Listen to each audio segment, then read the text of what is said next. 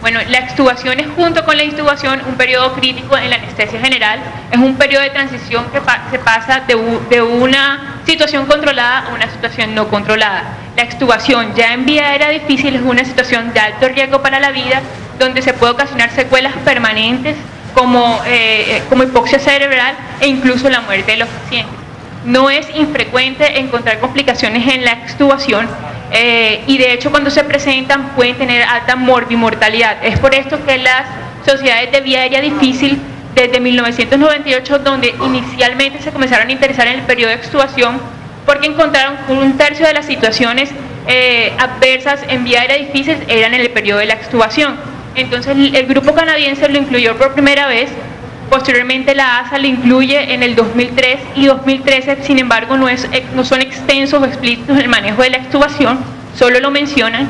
En 2005 la Sociedad Italiana también lo menciona, y no es hasta el 2004 cuando la Difficult Airway Society decide hablar más extensamente sobre la extubación y hablan de la necesidad de un plan para el manejo de la misma. En enero del 2012, The Difficult Airway Society del Reino Unido publica las guías de manejo de extubación en vía aérea difícil. En estas guías obviamente se habla del algoritmo y también de las complicaciones del manejo que se puede hacer de ellos. Entonces, ¿qué se busca con el algoritmo? Evitar extubaciones fallidas. La extubación fallida, la definición más extendida, es el fracaso en la retirada del tubo endotraqueal, necesitando reinstauración de la ventilación mecánica o manual, y en ocasiones la reintubación. La incidencia varía, depende del contexto. Obviamente es más elevado en pacientes que se encuentran en unidad de cuidados intensivos, siendo tan alta como el 25% en las primeras 12 horas, y en salas de cirugía es un poco menor, siendo entre un 0.1 a un 0.45%. Es más elevado cuando la cirugía que se realiza es cirugía de cabeza y cuello, abdomen alto o tórax, que puede ser hasta un 15%. Hay dos periodos importantes en la extubación fallida. Bueno, la extubación fallida se da entonces por fallas de la oxigenación, falla de la ventilación, inadecuado manejo de secreciones de los pacientes o pérdida de la permeabilidad de la vía aérea. Los dos periodos más importantes entonces es un periodo de extubación fallida temprano o tardío, definiéndose como temprano entre 0 y 6 horas post-extubación, y tardío de las 6 horas a las 72. El más estudiado es el temprano, que es el más frecuente. La causa más frecuente es por obstrucción de la vía aérea, y de las causas de obstrucción de la vía aérea la más frecuente es por edema laríngeo.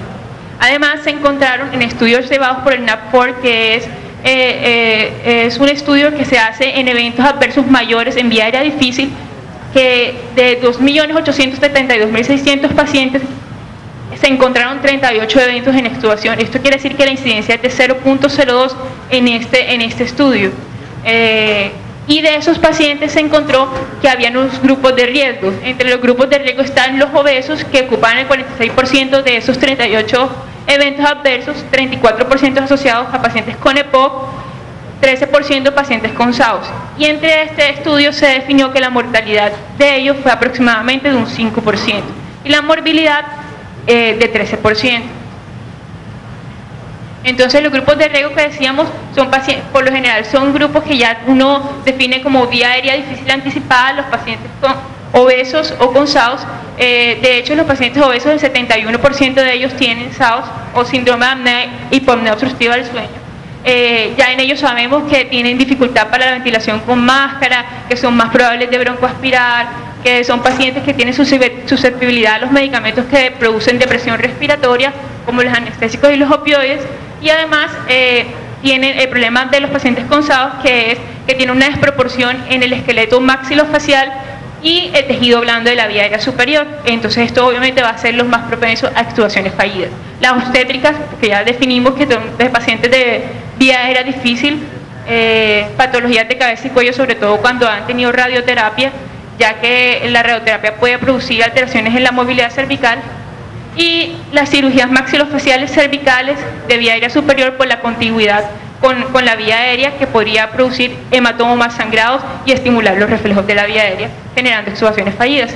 Y en la artritis reumatoidea, que es un grupo que también se ha definido de vía aérea difícil porque tiene alteraciones en la articulación cricoaritenoidea, desviaciones traqueales y alteraciones también en la movilidad cervical.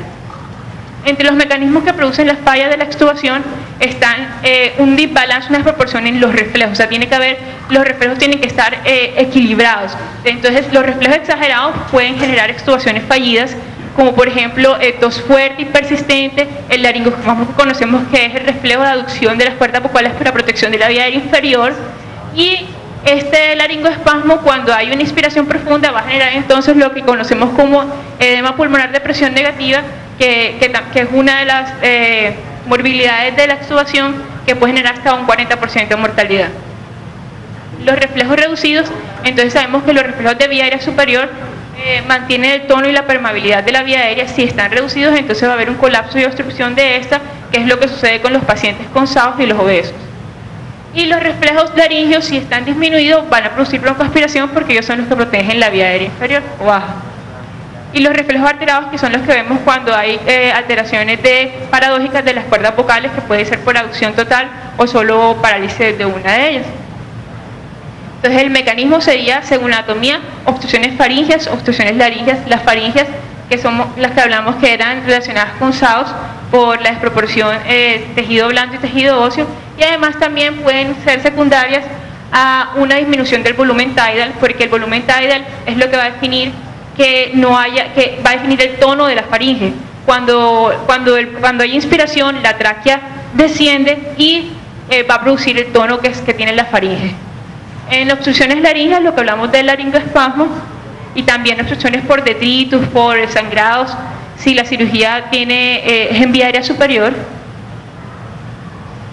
Sangrado posoperatorio, por lo que hablamos de los detritus y todo, y ese sangrado que estimularía los reflejos de la vía aérea. Y las drogas, que ellos hacen énfasis en sobre todo los relajantes neuromusculares, y en una buena reversión de ellos para evitar la extubación difícil con top wash mayores de 0.9. Y las fuerzas de la tos y secreciones, que están más relacionadas con pacientes que tienen intubaciones prolongadas en unidades de cuidados intensivos. Entonces, las lesiones de la vía aérea, que son frecuentes en el postoperatorio, pues no son frecuentes, pero sí son una causa frecuente de extubación fallida. Serían entonces trauma directo quirúrgico o la manipulación que generamos nosotros mismos sobre la vía aérea. El trauma quirúrgico, cuando las cirugías son relacionadas con vía aérea, que son tiroidea, laringe, maxilofacial, y los anestésicos que nos corresponde a nosotros, que sería el mal manejo de líquidos endovenosos. Un paciente que está sobrecargado puede hacer edema laríngeo supraglótico. Pacientes con Trendelenburg prolongado van a aumentar las presiones venosas y también pueden producir edema.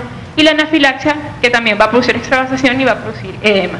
Entonces aquí ellos sacan un cuadro donde muestran las más frecuentes, que serían duración de la intubación, flexión y extensión forzada de la cabeza de un paciente intubado, intubación traumática, tos violenta ya una vez el paciente intubado, que podría ser por una mala inducción o por superficialidad, y un neumobalón mal posicionado sobre la glotis.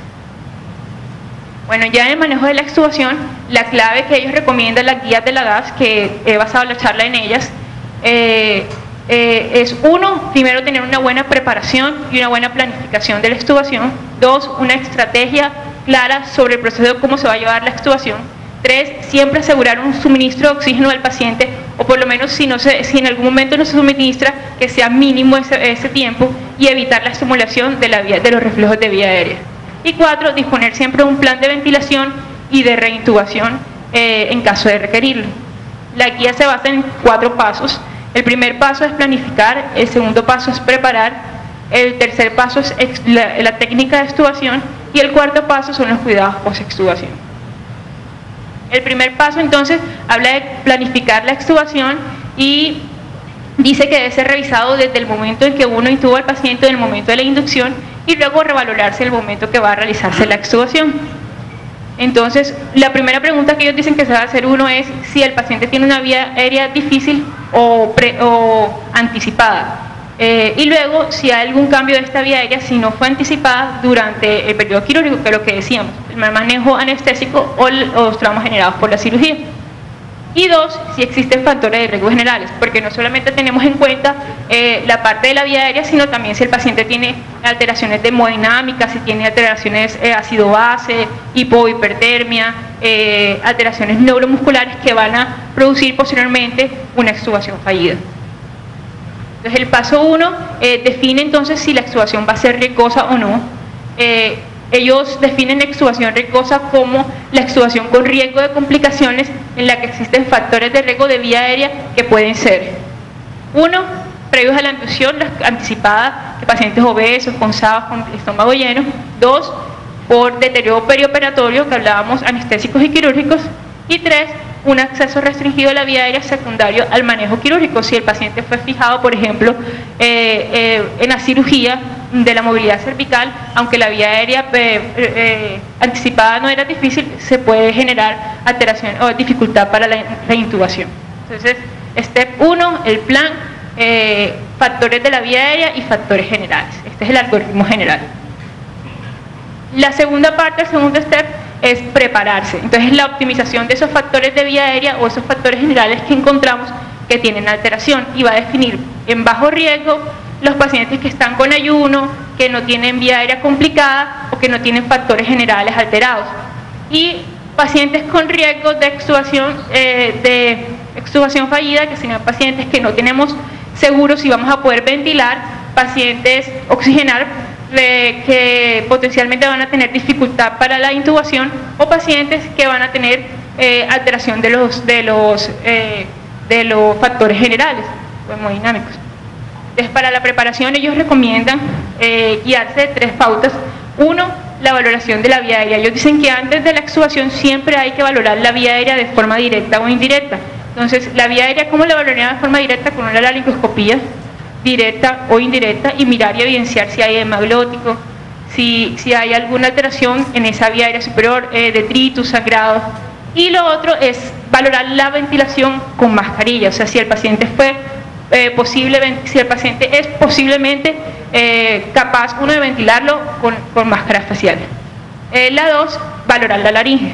Ellos hablan de un test que es el test de fuga para valorar entonces el área de la laringe.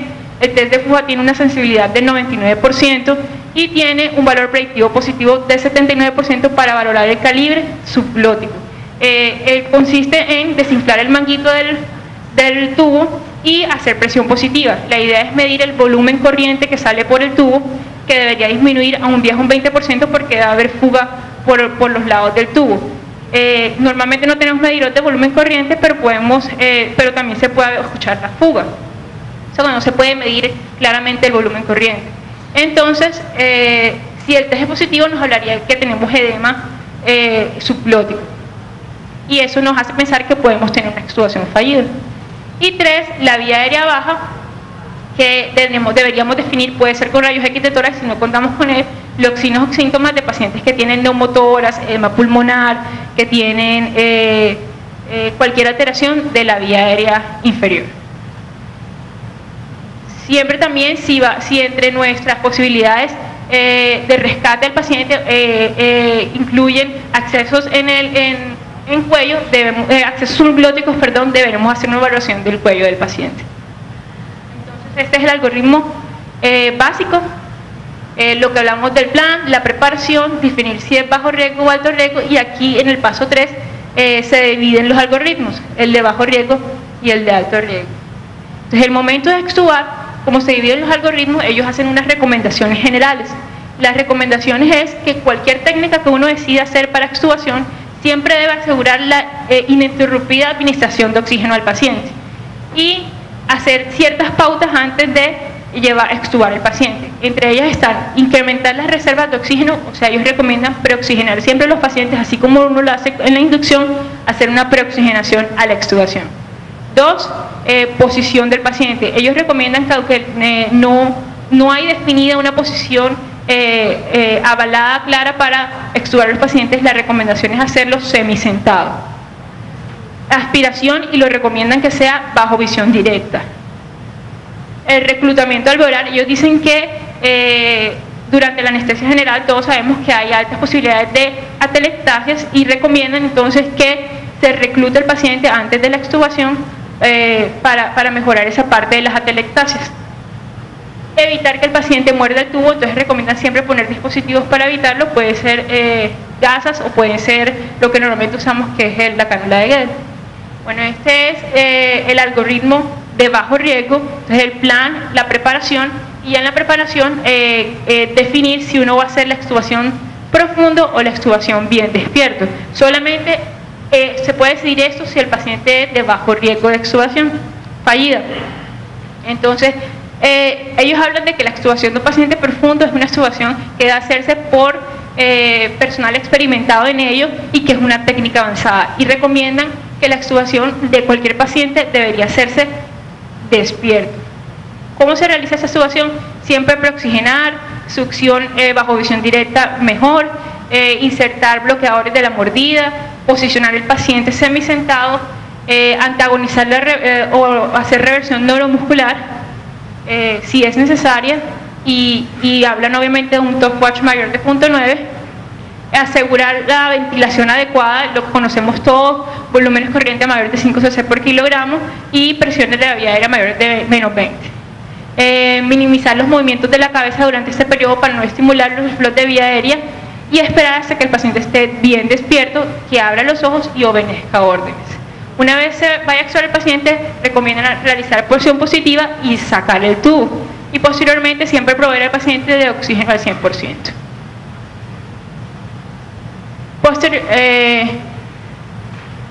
Posteriormente, la extubación de pacientes profundos o despiertos hablan sobre ello y dicen que obviamente el paciente profundo se debe hacer la extubación de pacientes que se deben evitar los reflejos asociados a la extubación. Por ejemplo, pacientes que por la cirugía que se les realizó, por sus comorbilidades, no pueden estar hipertensos, no pueden tener taquicardia o aumento de las presiones endocraneanas o de las presiones intraoculares. Muy riesgoso en pacientes con obstrucción de la vía aérea o riesgo de aspiración. Y los pacientes despiertos, que es la recomendación general, que se haga todos despiertos. La idea con esto es esperar que la recuperación de los reflejos sea total, y siempre se debe hacer en ventilación difícil, riesgo de aspiración, intubación orotraqueal difícil o edema de vía aérea probable. Bueno, entonces vamos por acá, paciente despierto. Bueno, esta es la guía de alto riesgo.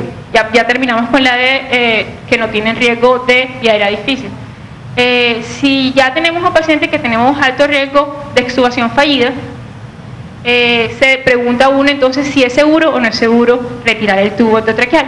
Si uno define, por lo que hablábamos de la parte de la vía aérea, de los riesgos de vía aérea y los riesgos generales, que el paciente se puede extubar, entonces la recomendación es hacerlo bien despierto o hacerlo por unas técnicas avanzadas que recomiendan. Las técnicas avanzadas que recomiendan son: 1, intercambiar el tubo por la máscara laringea; 2, usar técnica de remifentanilo; o 3, hacer un intercambio por un catéter intercambiador. El intercambio por la máscara laringea, que es la técnica de Bailey, lo que busca es disminuir los estímulos de vía aérea, busca disminuir los reflejos asociados a la extubación, y se dice que es una técnica superior a la que se realiza con paciente bien despierto o con paciente profundo. Está contraindicada en pacientes con laringoscopía difícil o con riesgo de aspiración. Las recomendaciones para hacer esta maniobra dicen que siempre debe insertarse la máscara por la parte de atrás del tubo, asegurar que la máscara esté bien posicionada. Una vez se asegura, se infla la máscara y posteriormente se desinfla el neumotamponador y se retira el tubo mientras se hace presión positiva. Las técnicas de extubación con remifentanilo, que son técnicas con pacientes con extubación con sedación consciente, el paciente, estas técnicas sirven para evitar los cambios en la hemodinámica secundarias a la extubación. Por ejemplo, en pacientes con cirugías de otorrino, maxilofacial, neurocirugías, que normalmente uno desea evitar esos cambios porque aumenta el sangrado, donde la extubación de experto profundo no son ideales en el paciente. O sea, no encontramos ni extubación de experto ni muy profundo como técnica ideal. Lo que se busca con esto es que los opioides supriman el reflejo toxígeno y atenuar los cambios cardiovasculares generados por la presencia del tubo endotraqueal. Otra técnica que no están en las guías pero que también se puede usar es la técnica de extubación con sedación consciente con desmetomedina. La idea es que disminuir el uso de opioides y de requerimientos de opioides, y de esta forma disminuir aún más la depresión respiratoria y hacer la extubación. Bueno, la otra técnica avanzada sería la técnica de extubación asistida con catéter intercambiador. Es una técnica muy útil en pacientes en que la reintubación puede ser dificultosa y que tienen alto riesgo de reintubación. Es un dispositivo que se inserta a través de la tráquea. Por técnica de Seldinger se hace el intercambio del catéter intercambiador con el tubo y puede usarse como guía, no solo guía para el tubo, sino también para oxigenar al paciente, dependiendo del dispositivo. Aquí está un paciente que tiene su catéter intercambiador. Entre los intercambiadores hay muchos. Son un equipo que es largo, semirrígido, son de poliuretano, termoestable, algunos son radioopacos. Es un dispositivo que tiene conectores, puede ser Rapid Fit o Luberlock, y se pueden conectar al circuito anestésico o a ventiladores mecánicos. Están disponibles en varias medidas, pero la que recomiendan para extubación son de 83 centímetros de largo y de 11 a 14 French. Son compatibles con tubos de diámetro aproximado de 4 o 5 milímetros y generan un alto éxito de reintubación. Estos son los intercambiadores Cook con Rapid Fit, con conector Rapid Fit. Aquí tenemos el modulador de flujo ENC, que se usa para poder generar flujo o ventilación del paciente por medio del intercambiador y generar tranquilidad de que va a haber control de la presión, porque por lo general la ventilación por estos intercambiadores puede generar barotrauma. Estos son otros que se pueden usar, que la guía no los dice porque no hay tanta evidencia del uso de ellos, pero se puede usar también el Boogie y el Metromisus. Con estos dispositivos no se puede hacer ventilación a través de ellos.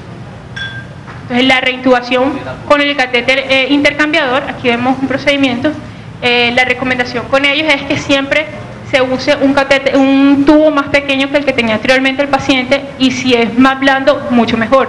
Administrar siempre topicalización del área y bajo visión directa, o sea, con la laringoscopía, hacer la técnica de Seldinger para intercambio. Siempre el bisel del tubo debe ir hacia arriba sobre el catéter intercambiador. ¿Qué tanto tiempo debe dejar uno de estos catéteres? Entonces, si uno tiene un paciente con vía aérea difícil que no tiene problemas respiratorios, lo puedes dejar 1 hora. Si tiene vía aérea difícil, sin problemas respiratorios pero con edema potencial, lo dejas 2 horas. Vía aérea difícil con problemas respiratorios, un fracaso previo de la extubación, 4 horas. Lo máximo que recomiendo dejarlo son 42 horas, cuando el paciente tiene trastornos neurológicos asociados o trastornos respiratorios que pueden asociarse con extubación fallida. Las guías españolas hacen una recomendación de que una vez colocado el catéter, el intercambiador, cómo hacer el manejo del paciente. Entonces la idea es que el catéter se retira el tubo endotraqueal una vez posicionado el catéter y se va a valorar el volumen minuto y la saturación del paciente. Si el volumen minuto es adecuado y la saturación del paciente es adecuada, se toman los tiempos que anteriormente dijimos para dejar el intercambiador. Si la ventilación minuto es adecuada, pero es inadecuada la saturación, le puede suministrar oxígeno vía intercambiador. Pero si la ventilación minuto es inadecuada y la saturación también, lo que debemos hacer es ventilación jet vía intercambiador. Si a pesar de esto la saturación es baja, deberías hacer ventilación jet transtraqueal, y si con esto se consigue adecuada saturación, se realiza un nuevo intento de intubación. Si no, la idea es vía área quirúrgica. Y de este lado, si una vez uno suministra ventilación vía jet por el intercambiador y hay adecuada saturación, se debe reintubar el paciente. Si hay un fracaso o inadecuada saturación, lo que se recomienda es retirar el intercambiador y hacer una ventilación manual. Y posteriormente continuar el algoritmo de este lado. Bueno, entonces vamos en paciente despierto, técnicas avanzadas y posteriormente cuando uno definitivamente debe suspender la extubación, posponer la extubación. Entonces sabemos que la extubación es una técnica electiva, por lo cual si uno considera que el compromiso de la vía aérea es severo, se puede realizar una extubación programada y posponer la misma. Si la situación que tiene el paciente es modificable con terapéutica, la opción es mandar a la unidad de cuidados intensivos y posponer la extubación. Si el paciente va a ser llevado a cirugía en las siguientes 24 horas, se debería también posponer la intubación. O si el periodo en que se va a realizar la extubación de un paciente con alto riesgo de extubación fallida es en altas horas de la noche o sin personal, compañeros que pueda uno pedir ayuda, también deberíamos posponer la extubación. Entonces vamos por posponer la extubación. Y el cuarto step, que es El periodo de extubación, los cuidados post-extubación, que las recomendaciones más que todo de ellos es siempre tener un equipo entrenado en el manejo postoperatorio. Ellos dan unas recomendaciones dependiendo si el paciente tiene edema laringio, uso de adrenalina nebulizada, si hubo trauma de vía aérea, recomiendan corticoides cada 12 horas y ese tipo de cosas. Y entre la monitorización, lo que más recomiendan, nada más hacer énfasis es en medición de end-tidal CO2 para el manejo de los pacientes que tienen alto riesgo de extubación en el postoperatorio. Las conclusiones: que la extubación es un proceso tan importante como la intubación. La mayoría de los anestesiólogos no tienen como un protocolo de manejo de esto. De hecho, las guías fueron hechas por opiniones de expertos y no bajo estudios estudios con buena evidencia. Los protocolos de manejo han reducido la morbimortalidad en el manejo de la vía aérea difícil, y la idea es aplicar también extubación para disminuir la morbimortalidad también en esta fase.